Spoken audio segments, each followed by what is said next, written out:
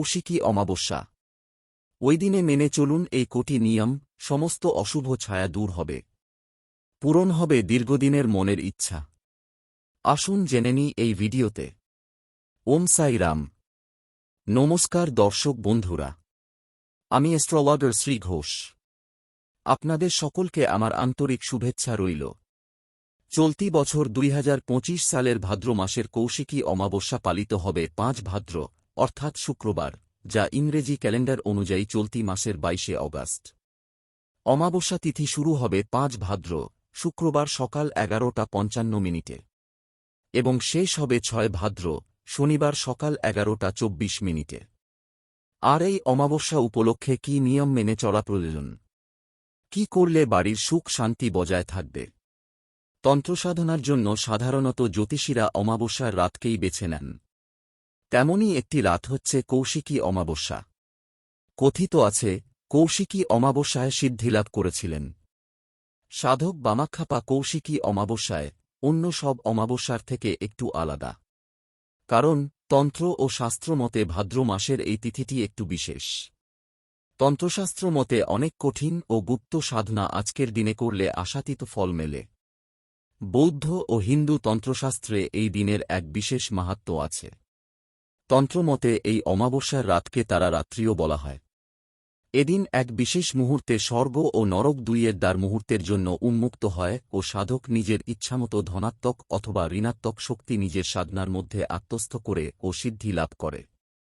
তাই তন্ত্রসাধনার জন্য এই অমাবস্যা খুবই গুরুত্বপূর্ণ বলে মনে করা হয়। মনের মধ্যে কোনো মনস্কামনা নিয়ে এই দিনে উপবাস রাখা এবং নিরামিষ খাবার গ্রহণ করা অনেকটাই শুভ বলে বিশ্বাস ভক্তদের মধ্যে।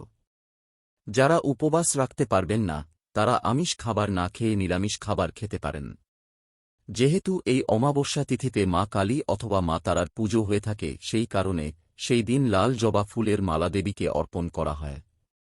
দেখে নেওয়া যাক কিছু টোটকা, যেগুলো করলে আপনার ও আপনার পরিবারের বিশেষ উপকার হবে, অনেক বাধা থেকে মুক্তি পাবেন অনায়াসে। 1. প্রথমত, অমাবস্যার দিন আপনার বাড়িঘর খুব সুন্দরভাবে পরিষ্কার রাখুন। ওই দিন যেন বাড়ি অপরিষ্কার না থাকে, সেদিকে নজর রাখবেন।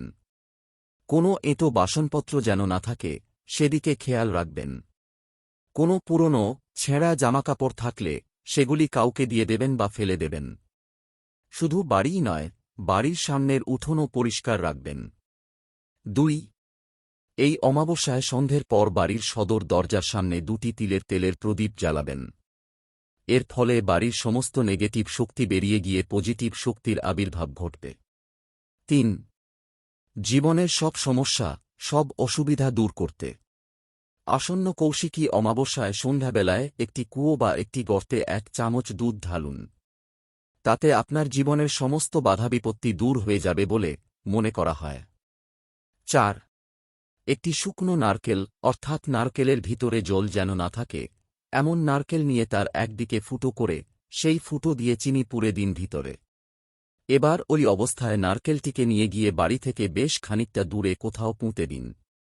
লক্ষ্য রাখবেন যেন ওই ফুটোটা উপরের দিকে থাকে। আর এই কাজটি করার সময় কেউ যেন আপনাকে না দেখে। এই বিষয়ে কোনো প্রশ্ন থাকলে অবশ্যই কমেন্ট করবেন, লাইক ও শেয়ার করবেন। সাবস্ক্রাইব করে পাশে থাকা বেল আইকনটি ক্লিক করে দিন পরবর্তী ভিডিওগুলো সবার আগে পাওয়ার জন্য। ঈশ্বর আপনাদের মঙ্গল করুক। আপনারা সুস্থ থাকুন, ভালো থাকুন। আবার দেখা হবে এই চ্যানেলে। ধন্যবাদ।